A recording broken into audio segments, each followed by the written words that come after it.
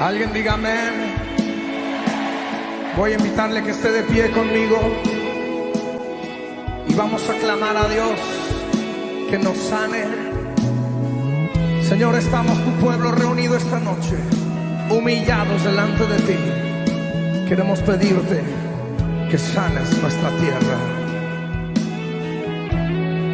Cante conmigo así. Somos tu pueblo y hoy venimos humillados ante ti. Somos tu pueblo necesitados de ti. Hemos pecado,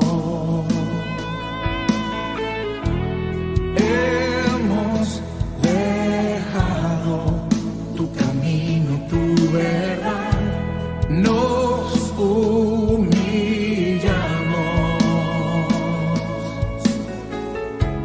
Nuestra tierra sana hoy, sánanos.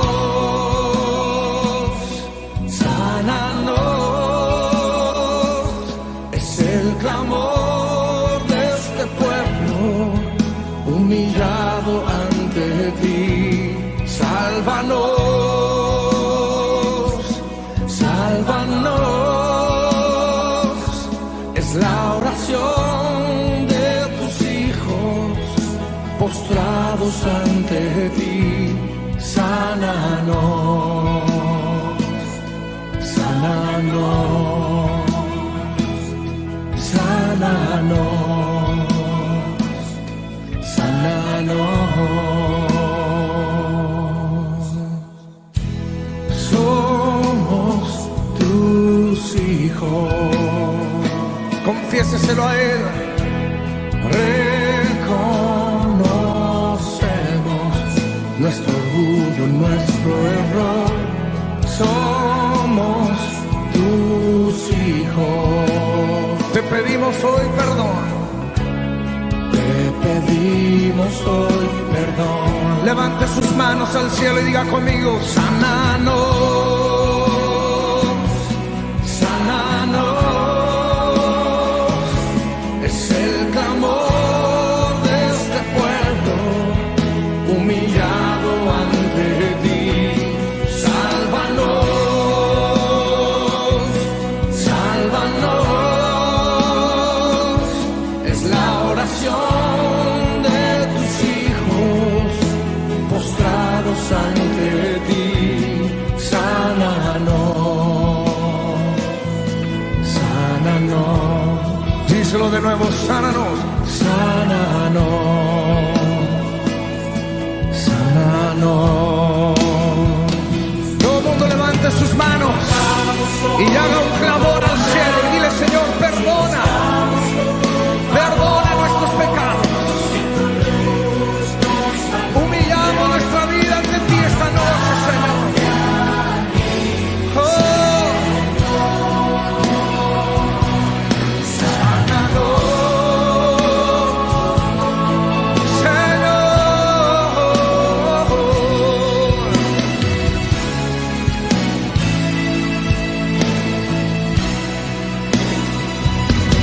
Sánanos.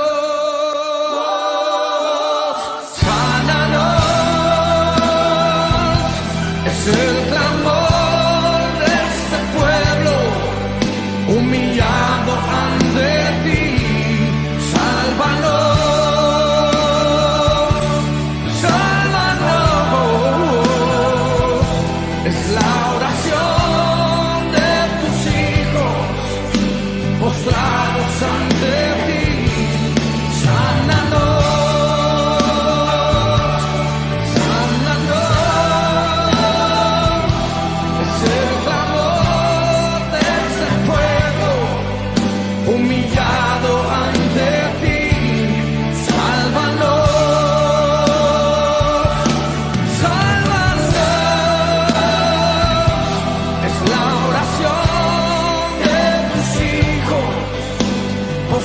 humillados ante ti.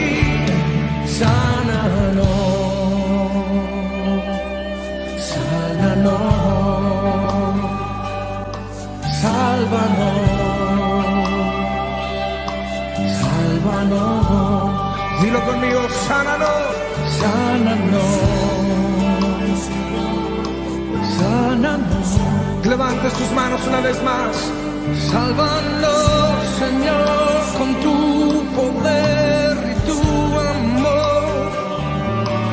Sálvanos, oh Señor.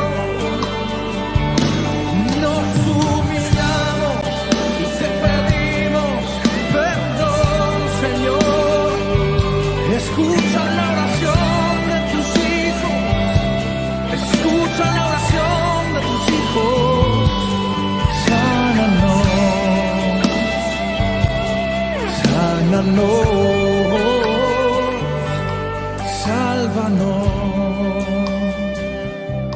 sálvanos. Dice una vez más, sánanos,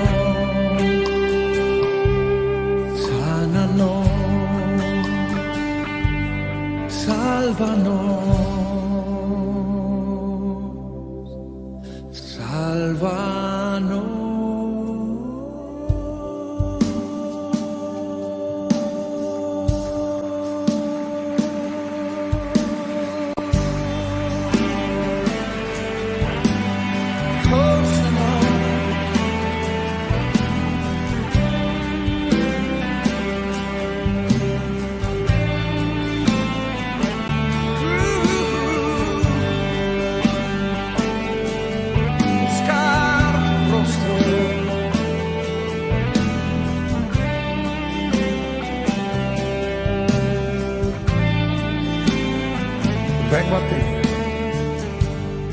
Vengo a ti, guíame, santifícame en ti. Quiero andar en tu verdad. Tómame, tómame, abrázame, mi corazón hoy vuelvo a ti. Solo a ti quiero humillarme. Quiero humillarme, buscar tu rostro. Hoy me arrepiento delante de ti. Vengo a invocarte, inclina tu oído, escucha y perdona mi rebelión.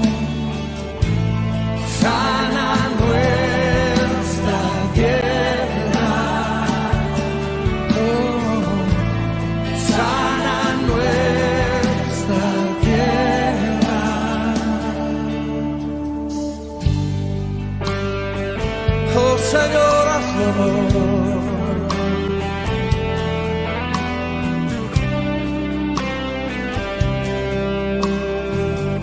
Cántelo una vez más conmigo. Vengo a ti.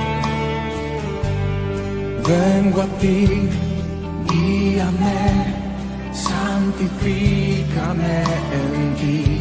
Yo quiero andar en tu verdad. Tómame, Señor.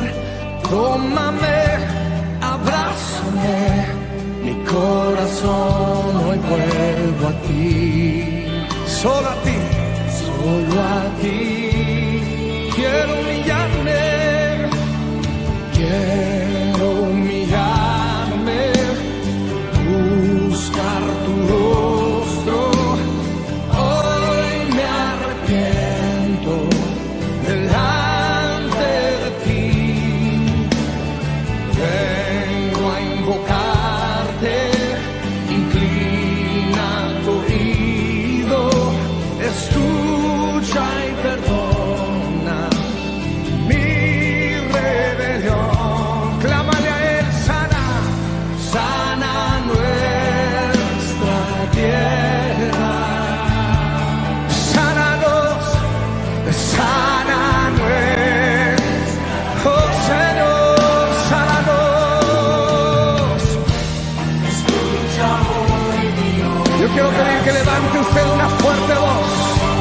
empiece a clamar y decirle: Señor, escúchanos, perdónanos, perdona nuestro orgullo, perdona los pecados de tu iglesia.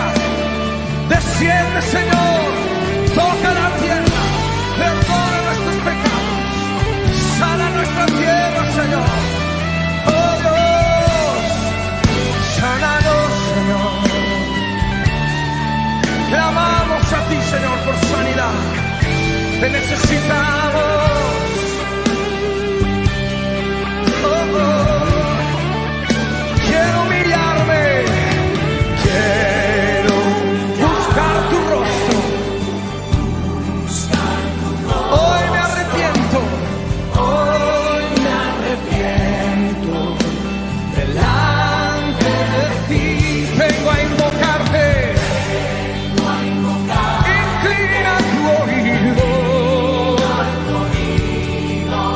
Escucha y perdona mi rebelión. Sana, sana nuestra tierra, Señor. Sana nuestra tierra. Oh, clámale fuerte. Sana nuestra tierra. Sánanos, Señor. Sana nuestra tierra. Que nos oigan hasta el cielo. Sana nuestra tierra. Oh, Señor. Sana nuestra tierra. Sí, por favor, sana nuestra tierra con tu amor. Ten misericordia, Señor. Ten misericordia. Misericordia sobre tu pueblo.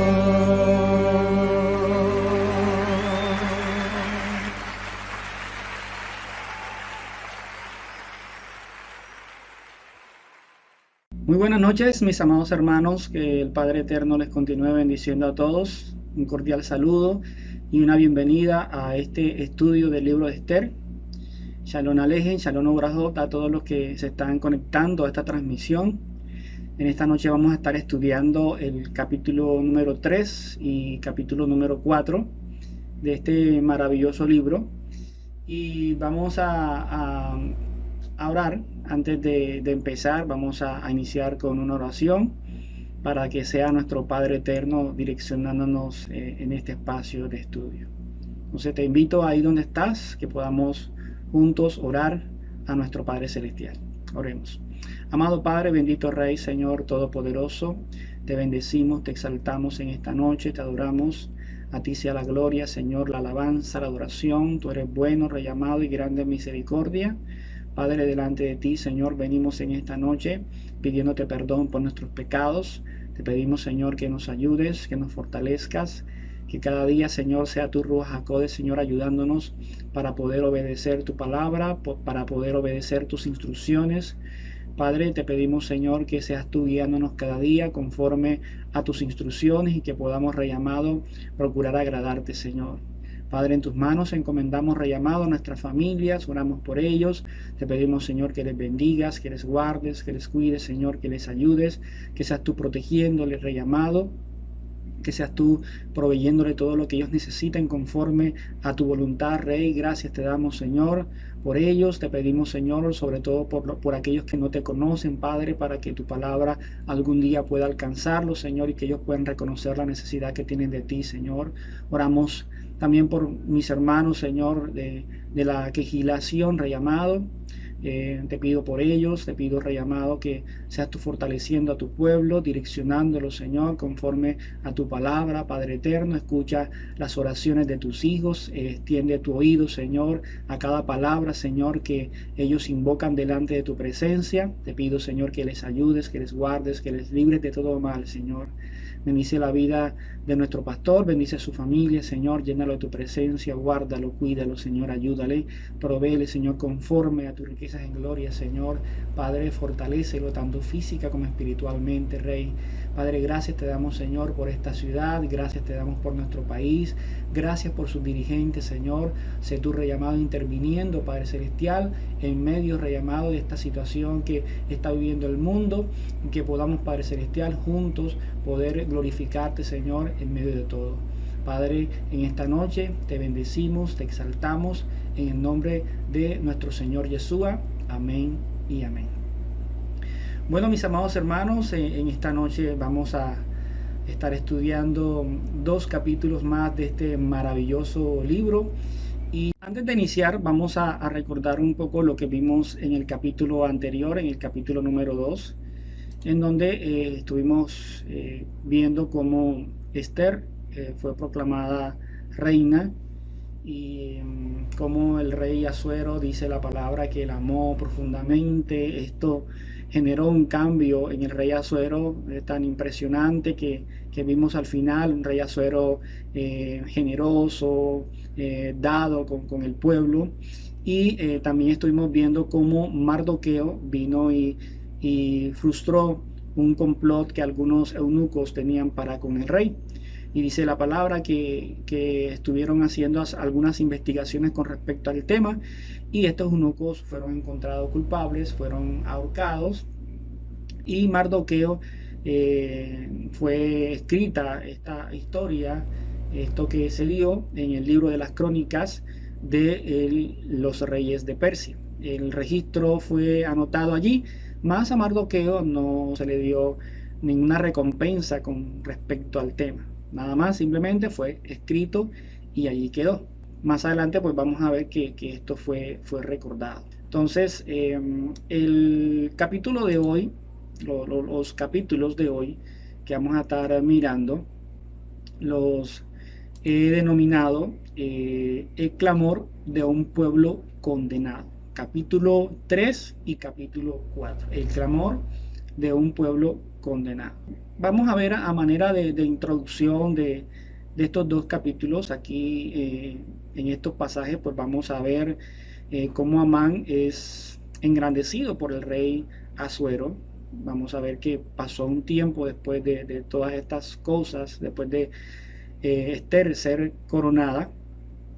Amán fue engrandecido por el rey Asuero. Después vamos a ver cómo Mardoqueo, a raíz de lo que había mandado el rey, pues él decide no inclinarse ni postrarse delante de Amán. Amán luego engaña al rey para poder destruir a los judíos. Vamos a ver cómo es que Amán logra engañar al rey. Amán proclama un edicto en nombre del rey en donde se van a destruir a los judíos en un tiempo determinado, y Mardoqueo, a raíz de conocer este edicto, se lamenta y acude a Esther por ayuda, y al final vamos a ver a Esther mandando al pueblo a hacer ayuno y oración. Entonces, mis amados hermanos, vamos a iniciar con este estudio de estos 2 capítulos en esta noche. Entonces vamos a iniciar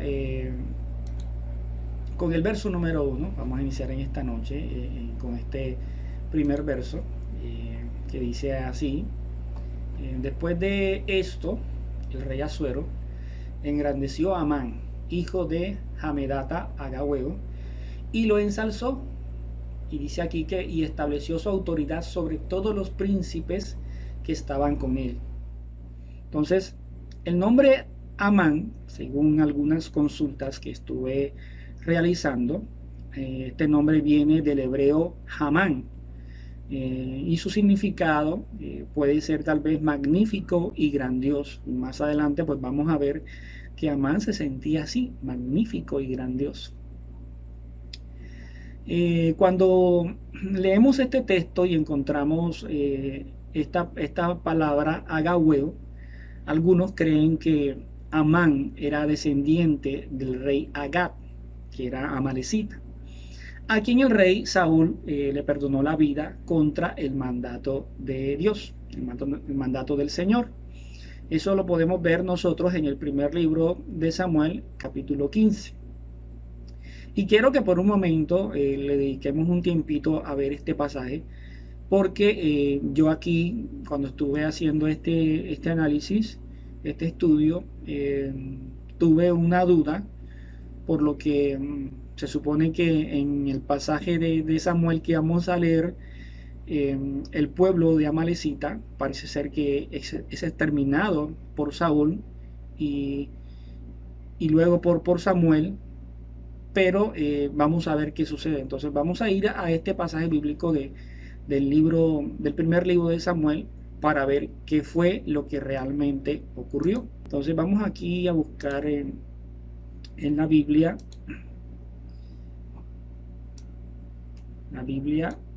y vamos a buscar en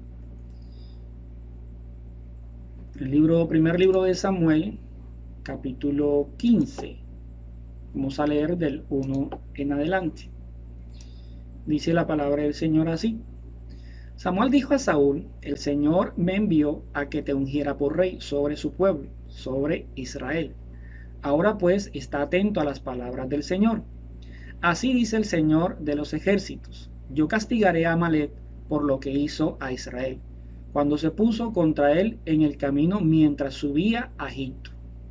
Ve ahora y ataca a Amalec y destruye por completo todo lo que tiene, y no te apiades de él. Antes bien, da muerte tanto a hombres como a mujeres, a niños como a niños de pecho, a bueyes como a ovejas, a camellos como a asnos. Entonces Saúl convocó al pueblo y los contó en Telajín: 200,000 soldados de a pie y 10,000 hombres de Judá. Saúl fue a la ciudad de Amalec y se emboscó en el valle. Y dijo Saúl a los ceneos: idos, apartaos, descended de entre los amalecitas, para que no os destruya con ellos, porque vosotros mostraréis misericordia a todos los hijos de Israel cuando subían de Egipto. Y los ceneos se apartaron de entre los amalecitas.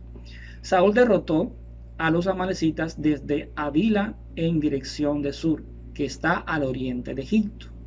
Capturó vivo a Agag, rey de los amalecitas, y destruyó por completo a todo el pueblo a filo de espada.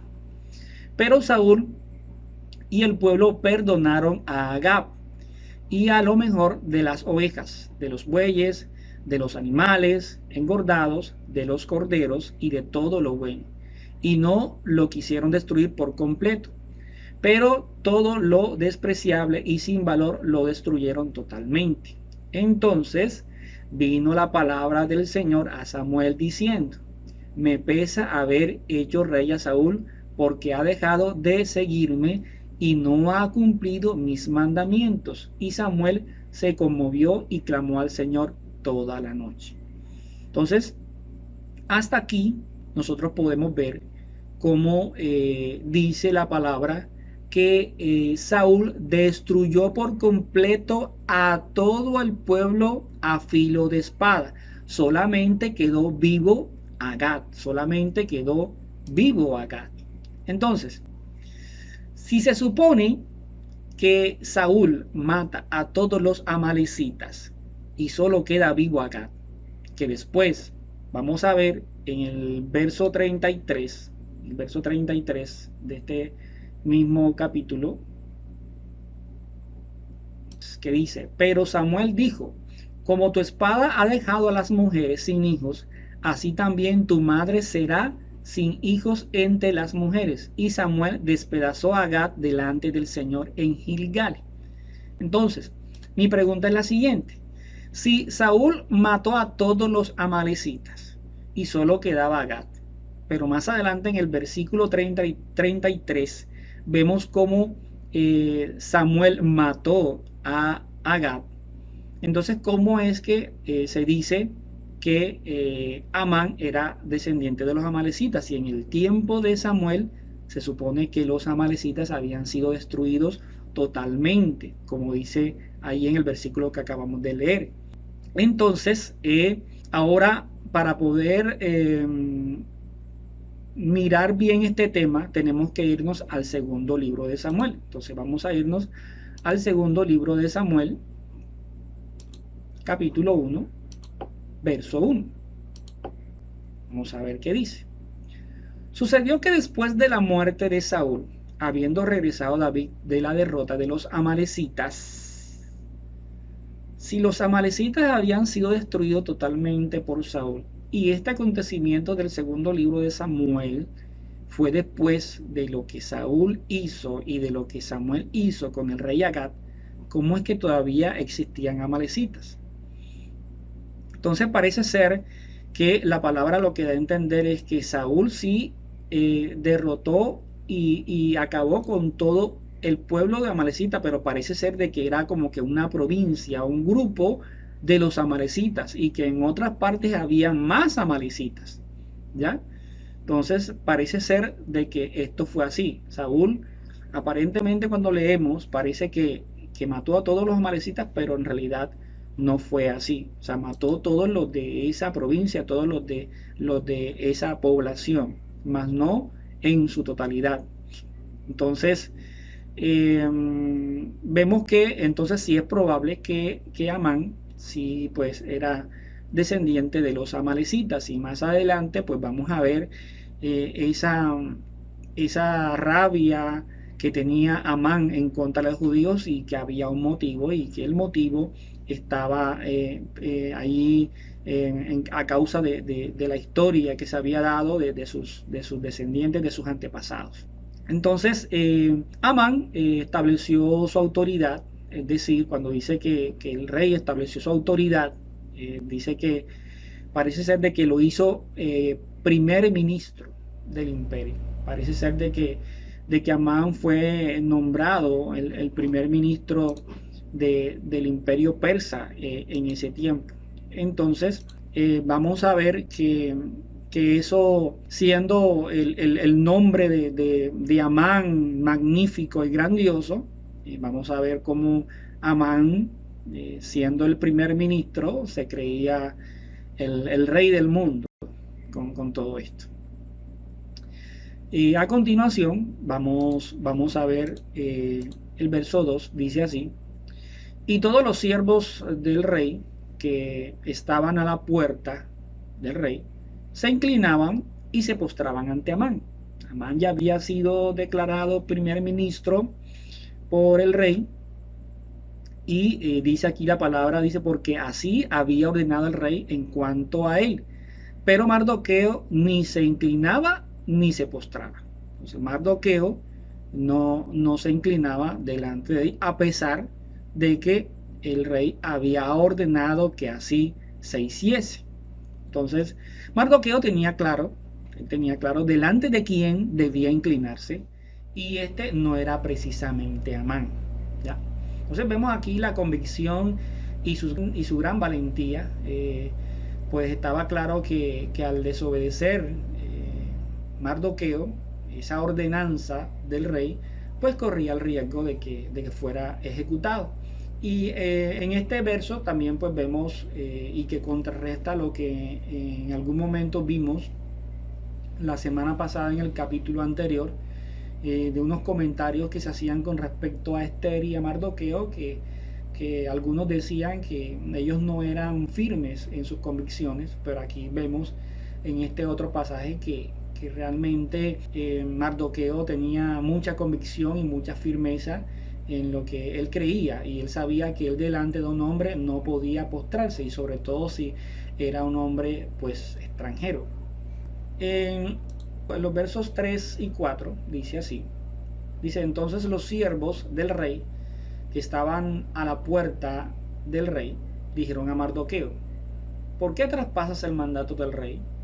Y sucedió que después que ellos le habían hablado día tras día y él se había negado a escucharlos, se lo informaron a Amán, para que, si la palabra de Mardoqueo era firme, porque él les había declarado que era judío. Fíjense que dice aquí que los siervos del rey se dieron cuenta que Mardoqueo no estaba obedeciendo el mandato, ¿ya? Y le llamaron la atención en varias oportunidades al no obedecer. Vemos que los siervos le informaron a Amán. Hay un dato interesante y es que en algunos aspectos o en algunos momentos vemos como los judíos tenían una señal, quizás por costumbre, de hacer reverencia delante de otro. Pero normalmente cuando esto se hacía era porque había mucho respeto y sobre todo cuando eran dentro del mismo pueblo del Señor. En el caso de David, vemos como David en algún momento, eso está registrado en el primer libro de Samuel, capítulo 24, verso 8, donde David se inclina y se postra rostro en tierra delante de Saúl. Recuerden el respeto que David le tenía a Saúl, que siempre tuvo la oportunidad hasta de quitarle la vida y no lo hizo por respeto al ungido del Señor. Entonces David tenía ese respeto y eso se daba dentro del pueblo del Señor, mas no para con los extranjeros, aunque hay un registro en Génesis capítulo 23, en el verso 7, donde Abraham dice la palabra que hace reverencia delante de los hijos de Ed.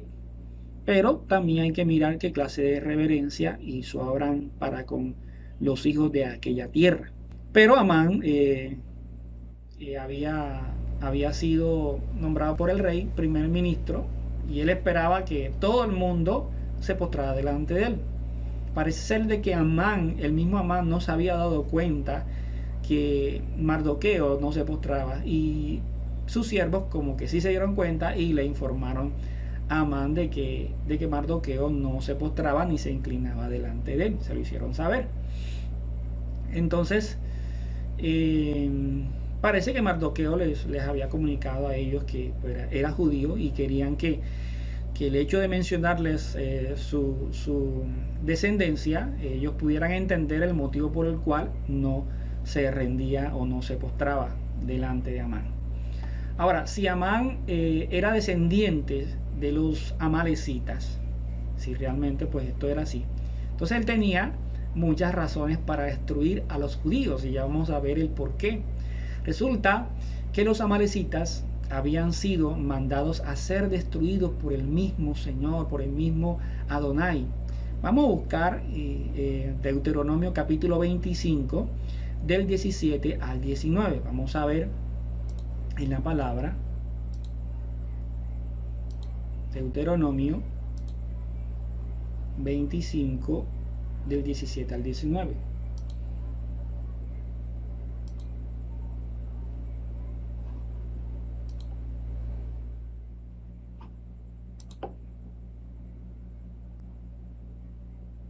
Dice la palabra así: acuérdate de lo que te hizo Amalek. Cuando aquí se refiere a Amalek, se hace referencia a al pueblo, ¿no?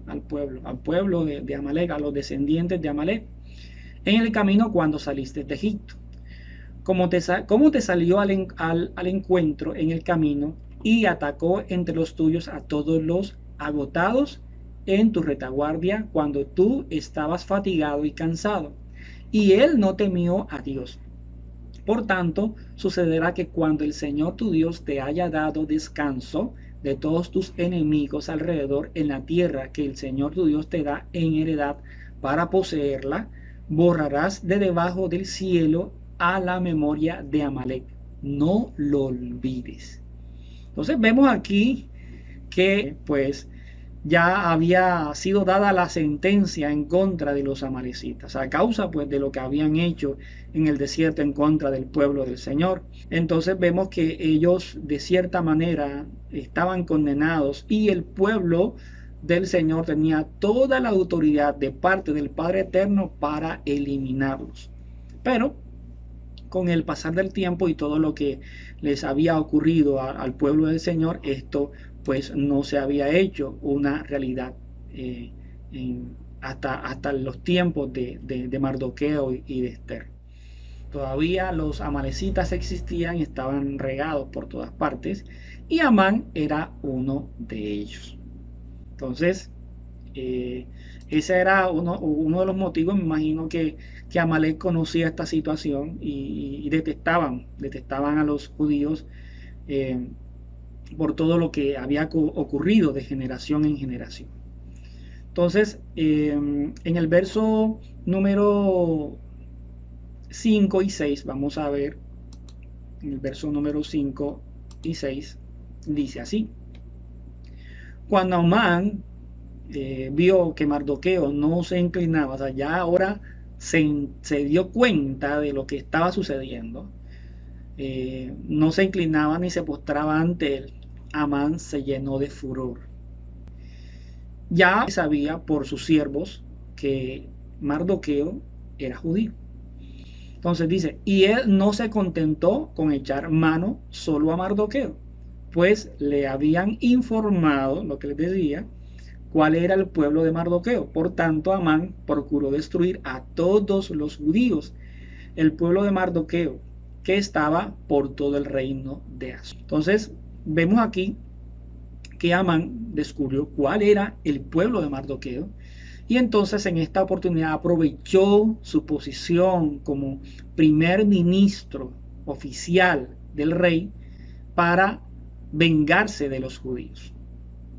O sea, quiso aprovechar esa posición que él tenía para hacer algo que a los judíos les doliera, ¿ya? Eliminarlos. Y ya vamos a ver qué fue lo que pasó, qué fue lo que tramó Amán en contra de los judíos. Entonces dice el verso 7, dice así, dice, en el mes primero, que es el mes de Nisán, el año 12 del rey Asuero, se echó el pur, es decir, la suerte, delante de Amán para cada día y cada mes hasta el mes 12, que es el mes de Adar. Este verso es muy importante y yo quiero que lo tengan presente, sobre todo ahora. Vamos a ver en este mes, el mes de Nisán, Cuando se habla del mes de Nisán, significa a fines de marzo a principios de abril. Esto es el mismo mes donde se da la Pascua del Señor. La Pascua se da el 14 de Nisán. Entonces, quiero que lo tengan allí presente porque con base a esa fecha vamos a mirar una cosita más adelante. Cuando aquí en este pasaje, verso número 7, dice pur, esta palabra hebrea viene del un idioma acadío babilónico, y esta palabra significa suerte. Esta palabra pur también quiero que la tengan allí presente, anótenla, que más adelante en los próximos capítulos la vamos a estar relacionando porque tiene mucho que ver con algo que hoy en día celebran los judíos. Entonces dice aquí, dice que pues echaron suertes, ahí en este verso dice que echaron suertes por cada mes del año hasta que el mes 12 fue indicado como el mes favorable para llevar a cabo la intriga de Amán. Entonces, por la soberanía divina, por esa divina providencia, las cosas se dieron así, para que los judíos se les concediera un tiempo favorable para que se pudiera contrarrestar todo aquello que se estaba craneando Amán. Entonces, cuando dice la palabra aquí en que el mes de Adar, es decir, a fines de febrero o a principios de marzo, o sea, un tiempito antes, la destrucción de los judíos por Amán ocurría antes, nada más y nada menos que de la Pascua.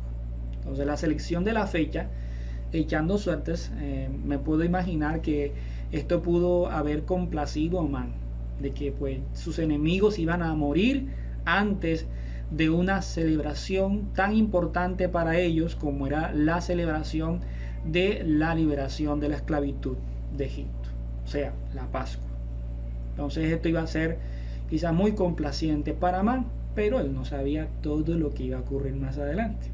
Dice, vamos a leer los versos del 8 al 11. Dice así: y Amán dijo al rey Asuero: hay un pueblo esparcido y diseminado entre los pueblos.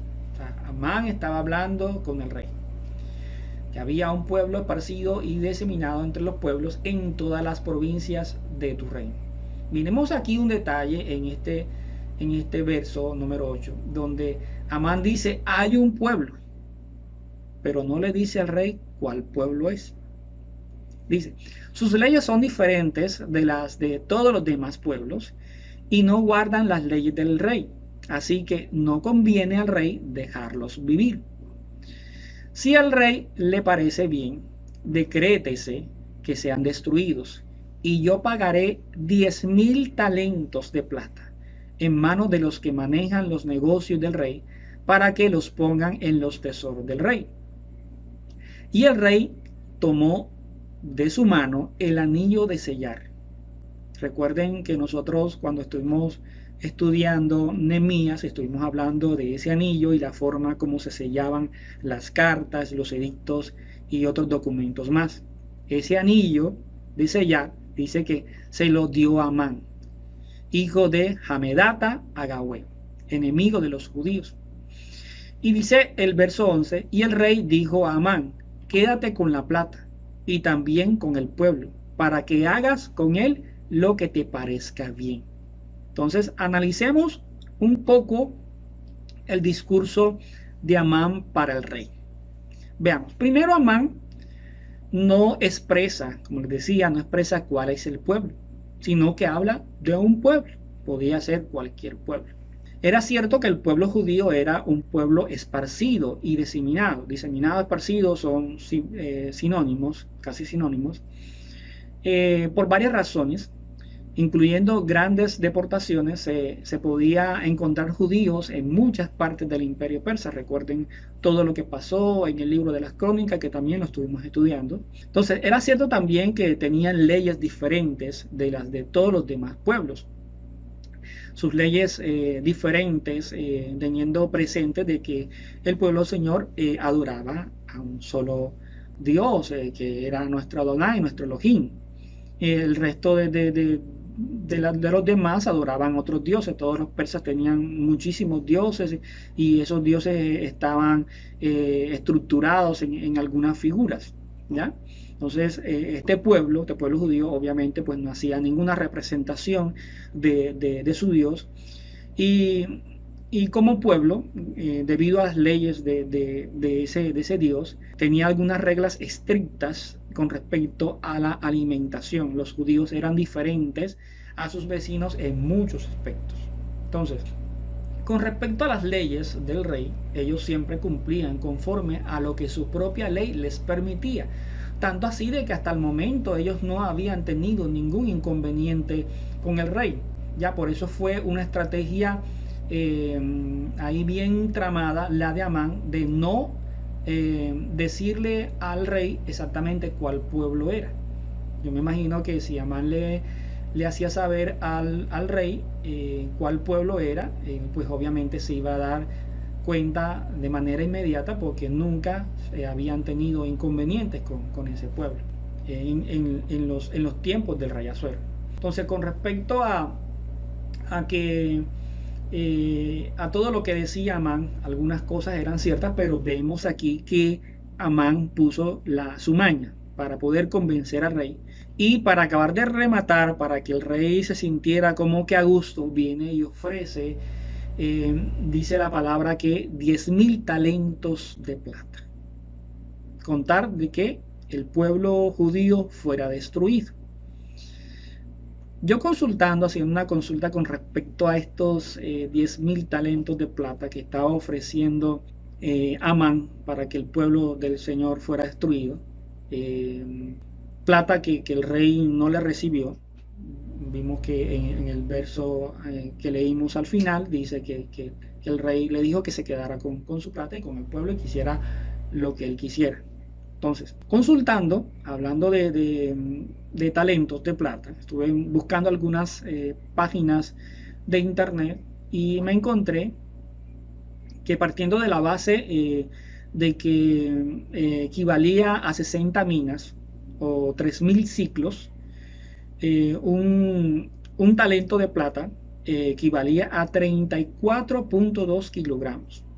Entonces, actualmente, un talento de plata costaría unos $6.606.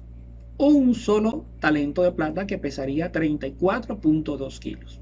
Entonces, pero resulta y pasa de que Amán no estaba ofreciendo un talento, estaba ofreciendo 10.000 talentos.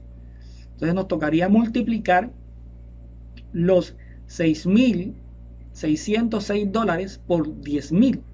Eso daría un aproximado de $66.060.000. Ahora, si lo queremos llevar a pesos colombianos, tendríamos que multiplicar esos $66.060.000 por lo que equivale o por lo que cuesta el dólar en la actualidad. Entonces, para no exagerar, porque sé que el dólar vale más de 3.000 pesos, yo quise cerrar la cifra y lo dejé en 3.000. Vamos a multiplicarlo por 3.000 para ver cuánto da. Entonces, multiplicándolo por 3.000, esa cifra de $66.060.000 da un aproximado de 198.980 millones, o sea, que da alrededor de casi 200.000 millones de pesos.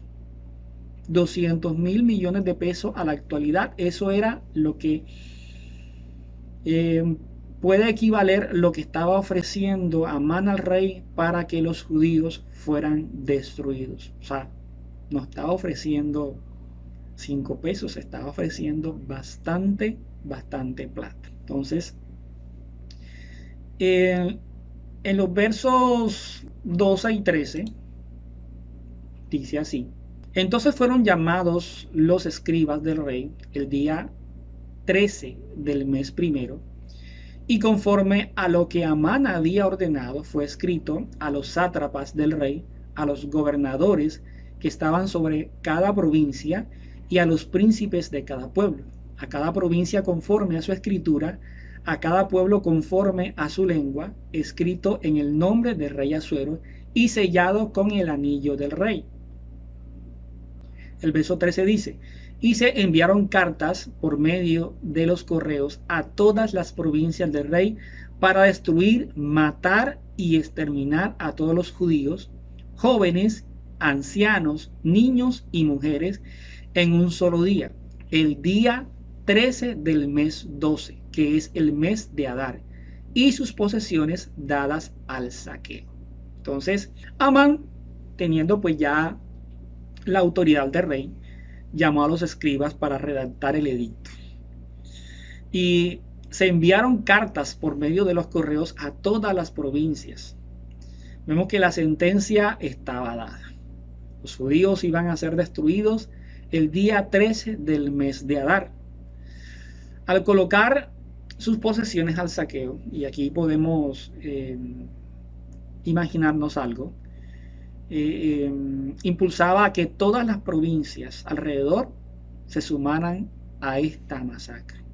O sea, prácticamente estaba diciendo a las provincias alrededor: pueden hacer con el pueblo judío lo que quieran, saquéenlo, cójanle todas sus pertenencias. Entonces la gente que no tiene temor del Señor busca sacar provecho de donde sea, sin importar la condición de los demás. Imagínense por un momento que el alcalde de Cartagena decrete que un pueblo de la ciudad debe de ser saqueado por algo que hizo. Entonces lo exponga a que sea saqueado por todo el que quiera ir a saquearlo. Entonces un decreto como esos hace aparecer a los dueños de lo ajeno para aprovechar la situación. Entonces se podrán imaginar cuando salió este decreto donde se decía que podían ser saqueados, además de matados. Entonces me imagino que todo aquel que tenía sus malas costumbres iban a aprovechar ese día para hacer y deshacer. Entonces el pueblo judío estaba, con respecto a este edicto, estaba condenado y nada se podía hacer. Vamos a leer el verso 14 y 15 de este capítulo número 3. Dice: la copia del edicto que sería promulgada, la ley en cada provincia, fue publicada a todos los pueblos para que estuvieran preparados para ese día. Salieron los correos apremiados por la orden del rey. El decreto fue promulgado en la fortaleza de Susa. Y mientras el rey y Amán se sentaron a beber, la ciudad de Susa estaba consternada. Cosa impresionante, mientras que los demás estaban enterando que iban a ser ejecutados, estos dos señores estaban allí sentados tomando. El edicto fue promulgado en todas las provincias, incluyendo la ciudad de Susa, la ciudad donde vivía Mardoqueo. ¿Cómo nosotros o cómo ellos podían dormir, comer y beber con esa noticia? Eso era algo bastante complicado para ellos. Era un edicto real que no podía ser revocado. Recuerden lo que estuvimos hablando acerca de las leyes persas. Un edicto, después del rey haberlo sellado y promulgado, no se podía echar para atrás. La sentencia para el pueblo judío estaba dada. Amán se sintió satisfecho con lo que había hecho y se sentó a beber con su monarca, mientras que la gente de Susa, lamentablemente, se preguntaba qué sucedía detrás de las paredes del palacio. ¿Por qué el rey había tomado esta decisión? ¿Qué había ocurrido? ¿Qué habían hecho los judíos para que el rey tomara esta decisión tan drástica de desaparecer al pueblo? Entonces, fue una noticia bastante dura para el pueblo, fue bastante complicado. O sea, imagínense por un momento en que te digan de un momento a otro que aparezca la policía o que aparezca las leyes y digan: no, tú estás condenado, pero tú estás condenado por algo que ni siquiera sabes por qué. Entonces es difícil poder imaginarse esa situación por la que tuvo que pasar el pueblo en esta ocasión. Entonces, así termina el capítulo número 3. Ahora vamos a ver qué sigue en este capítulo número 4. Vamos a leer los versos del 1 al 3. Dice así: cuando Mardoqueo supo todo lo que, rasgó sus vestidos, se vistió de cilicio y ceniza, y salió por la ciudad lamentándose con grande y amargo clamor. Y llegó hasta la puerta del rey, porque nadie podía entrar por la puerta del rey vestido de cilicio. Y dice el verso 13: y en cada una de las provincias y en todo lugar donde llegaba la orden del rey y su decreto, había entre los judíos gran duelo y ayuno, llanto y lamento, y muchos se acostaban sobre cilicio y ceniza. Recuerden lo que en algún momento nosotros estuvimos hablando sobre el cilicio, sobre la ceniza. Eso lo estuvimos viendo en el libro de Nehemías. Estuvimos viendo detalles de lo que era eso y también algunas imágenes de lo que eran estas vestiduras. Entonces, rasgarse las vestiduras y vestirse de cilicio, una tela oscura usualmente fabricada con pelos de cabra, y de ceniza, era una señal de duelo o de desastre colectivo. Mardoqueo dio toda la demostración, absolutamente toda la demostración de la más conmovedora y profunda pena. No es fácil saber de que de un momento a otro eres condenado a muerte, y lo que es peor, como les decía, no saber el porqué. Mardoqueo lamentablemente no podía entrar a desahogarse con Esther, pues la condición en la que se encontraba pues no era la más óptima, no era permitida dentro del palacio. Entonces, a medida que se daba a conocer la noticia, crecía el lamento en toda la provincia. Toda la provincia comenzaba a lamentarse, y este lamento se incrementaba a medida que el pueblo se enteraba de esta cruel noticia. El pueblo iba a ser ejecutado y ya había un día en que eso se iba a dar. Quizás todos nosotros le tememos a la muerte, todos, absolutamente todos, y no sabemos qué día va a llegar. pero qué horrible es de que tú sepas cuál día va a ser.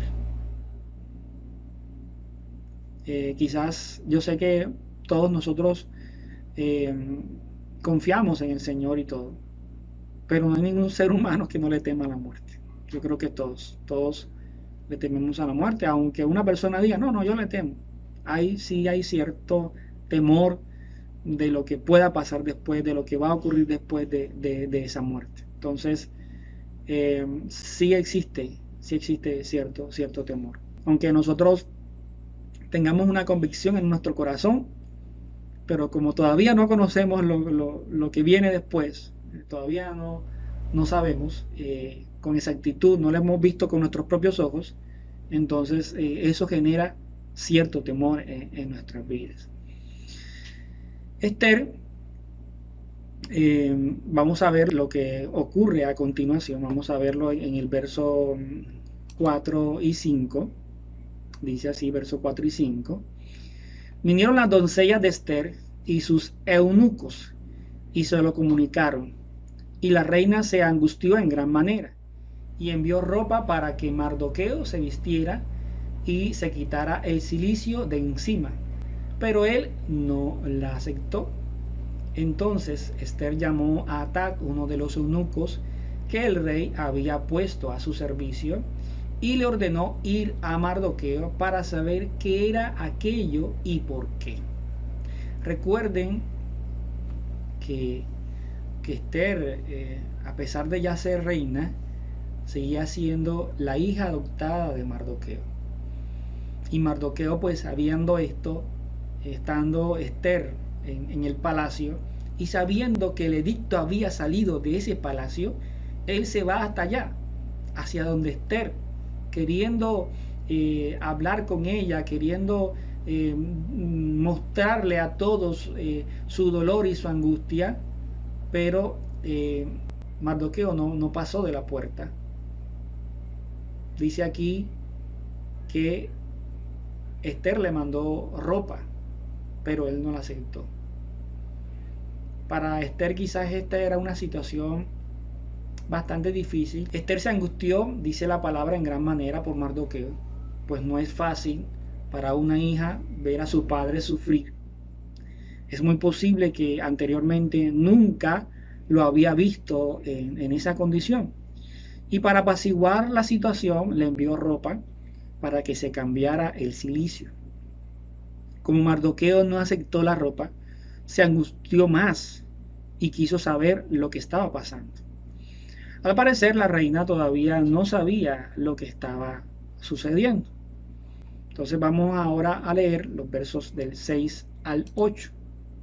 Dice así: y salió Hatat a donde estaba Mardoqueo, Hatat el eunuco, en la plaza de la ciudad frente a la puerta del rey.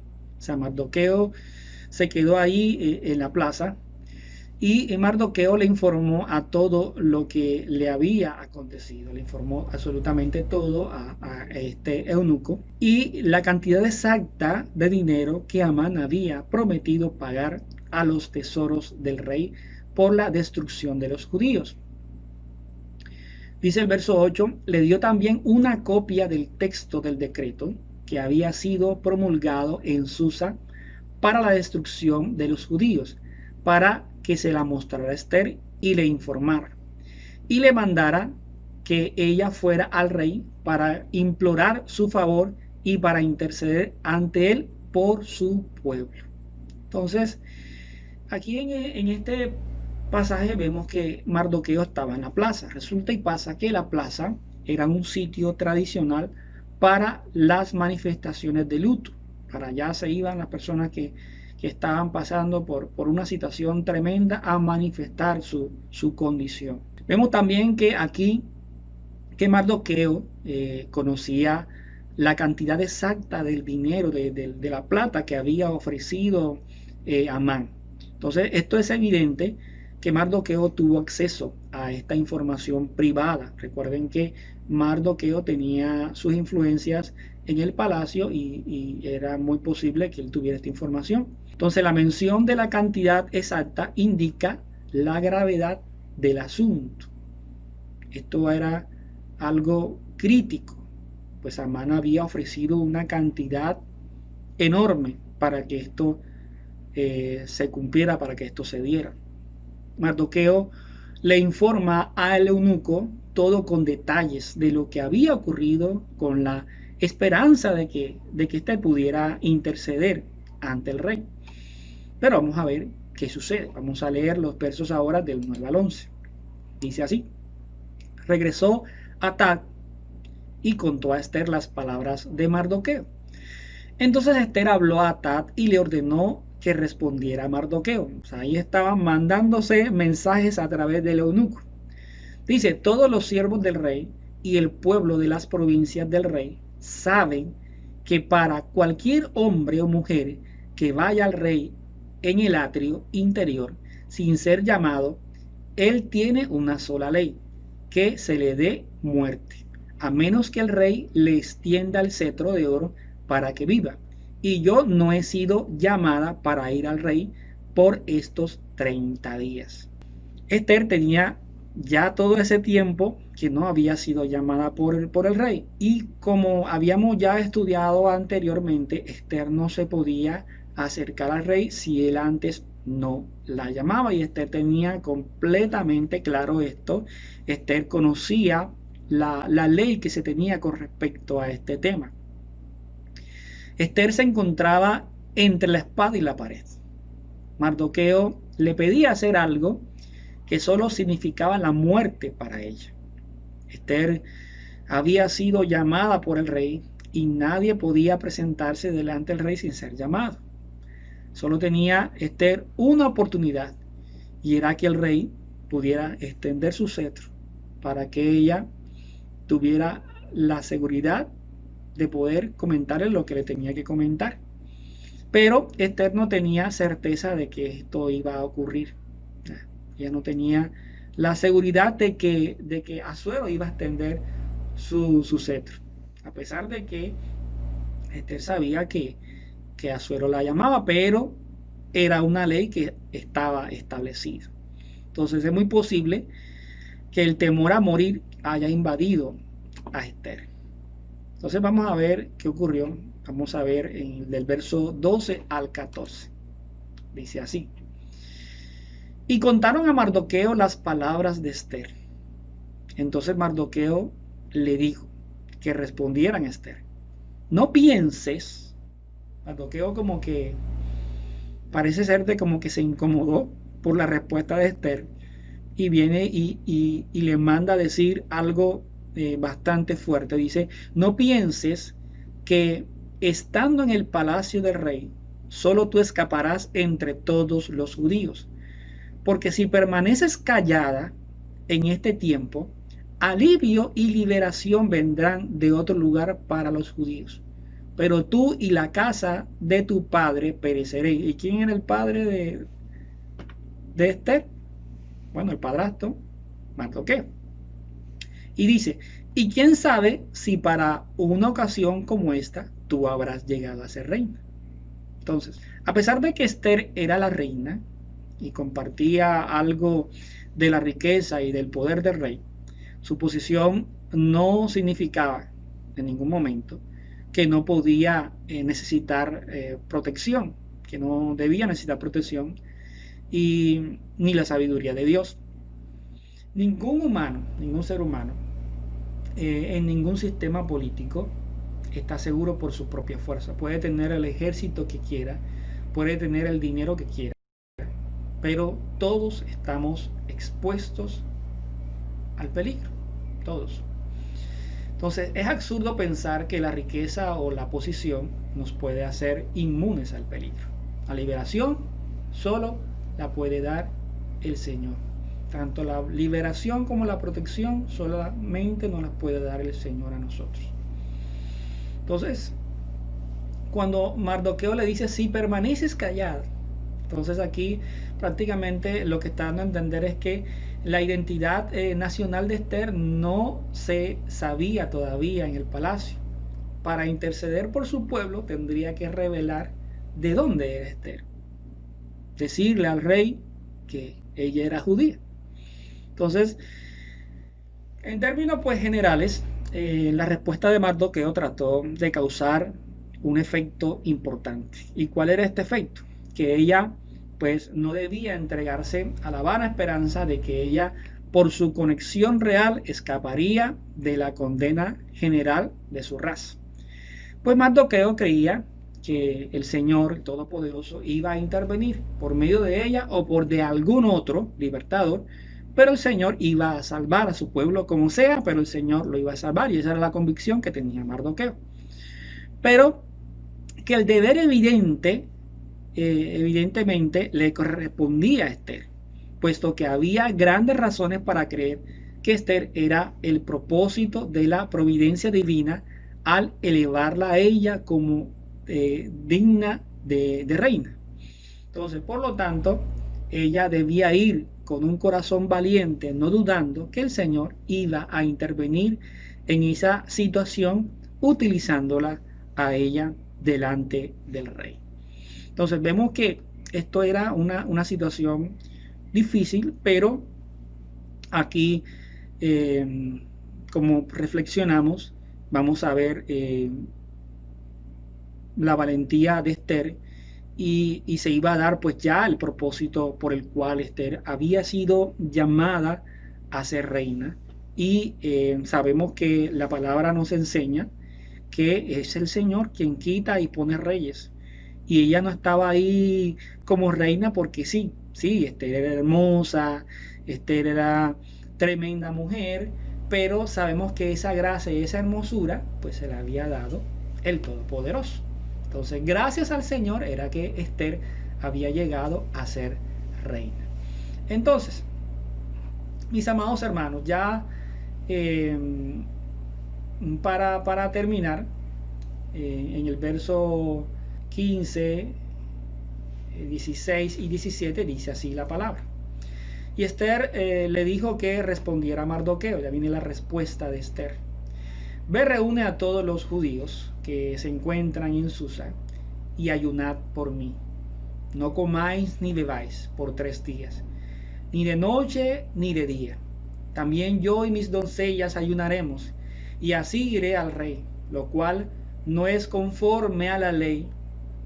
Y si perezco, que perezca. Ya vemos aquí a Esther llena de valentía, sabía lo que le tocaba hacer. Entonces dice que y Mardoqueo se fue e hizo conforme a todo lo que Esther le había ordenado. Entonces, con las palabras de aquí de Esther, vemos aquí en estos últimos versos, estas palabras están reflejadas o están establecidas por el Señor en el segundo libro de Crónicas. Vamos a leerlo, dice así, segundo libro de Crónicas, capítulo 7, verso 14, dice: y se humilla mi pueblo, si se humillara mi pueblo, dicen otras versiones, sobre el cual es invocado mi nombre, y oran, buscan mi rostro, y se vuelven de sus malos caminos, entonces yo oiré desde los cielos, perdonaré su pecado, y sanaré su tierra. Entonces vemos que Esther aquí estaba convocando al pueblo, y que ella pues también lo iba a hacer. El pueblo simplemente pues iba a hacer ese apoyo para clamar ante el Padre, para poder buscar su rostro, para poder humillarse y para que el Señor extendiera su favor con el pueblo judío. Y vamos a ver que aquí la palabra del Padre Eterno se va a cumplir. Se va a cumplir cuando este pueblo se humilla, cuando este pueblo junto con Esther se postra delante del Señor a suplicar, porque resulta y pasa de que, como ya lo hemos mencionado, este edicto se iba a dar. Esto tenía que darse. El 13 de Adar tenía que cumplirse, de que tenían que ir a matar al pueblo judío, tenían que desaparecer al pueblo judío. Pero el Señor es misericordioso y maravilloso, y se cumple lo que dice en este texto: si se humillara mi pueblo, sobre el cual es invocado mi nombre, y oran y se humillan y se postran. Este texto se hace una realidad en esta historia de Esther, y vamos a ver todo lo que hace el Señor para poder librar a su pueblo de la ejecución total. Entonces, mis amados hermanos, esto fue todo. Esto queda en continuación para el próximo miércoles, y vamos a orar, darle gracias al Señor por esto, y le pedimos que todo lo que vimos hoy podamos atesorarlo en nuestro corazón, y que nos ayude a meditar, y que podamos ir cada día creciendo en su sabiduría y en su entendimiento de su palabra. Vamos a orar. Amado Padre, bendito Rey, Señor Todopoderoso, te exaltamos, te bendecimos, te adoramos en esta noche. A ti sea la gloria, la honra, la alabanza, la adoración. Tú eres bueno, Señor. Gracias te damos por tu palabra. Gracias, Rey amado, por todo lo que nos has mostrado hoy. Permite, Señor, que podamos, Padre Celestial, reflexionar en todo lo que pudimos ver, en todo lo que pudimos estudiar, Padre, y sabemos que tu palabra no regresa vacía, Señor. Sabemos que algo nos colocaste hoy en nuestro corazón, en algo tenemos que meditar, Padre eterno, y gracias te damos, Señor, porque siempre permites que seamos edificados conforme a tu palabra. Padre, en esta noche te bendecimos, te honramos y te exaltamos en el nombre de tu Hijo amado Yeshua. Amén y amén. Bueno, mis amados hermanos, esto fue todo por esta noche. Nos vemos en Shabbat con las enseñanzas que nos está impartiendo nuestro pastor, y nuevamente el domingo con este estudio de Mateo que está bastante interesante, que está direccionando nuestro hermano Jacob. Entonces, mis amados hermanos, un cordial saludo, se les quiere mucho, se les extraña mucho, y nos estamos viendo pronto. Bendiciones. Vengo a ti, guíame, santifícame en ti. Yo quiero andar en tu verdad. Tómame, Señor, tómame, abrázame. Mi corazón hoy vuelvo a ti. Solo a ti, solo a ti. Quiero humillarme, quiero humillarme, buscar tu rostro. Hoy me arrepiento delante de ti. Vengo a invocarte, inclina tu oído, escucha y perdona mi rebelión. Clámale a él, sana, sana nuestra tierra. Sánanos, sana nuestra, oh Señor, sánanos.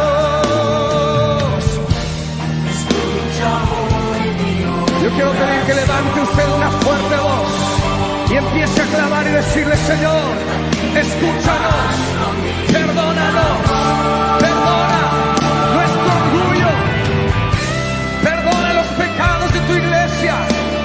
Desciende, Señor, toca la tierra, perdona nuestros pecados, sana nuestra tierra, Señor. Oh Dios, sánanos, Señor. Clamamos a ti, Señor, por sanidad. Te necesitamos. Oh, oh. Quiero humillarme, quiero buscar tu rostro.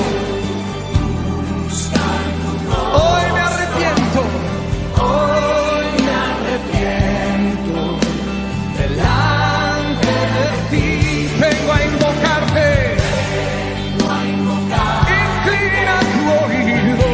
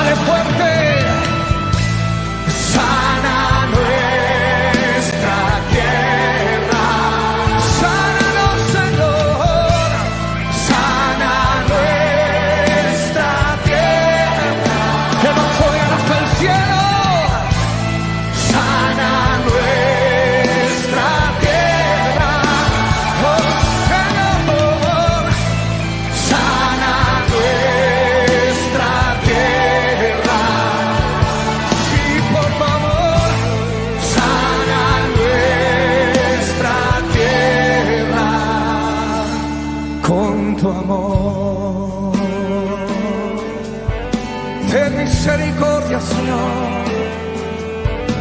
Ten misericordia. Misericordia sobre tu pueblo.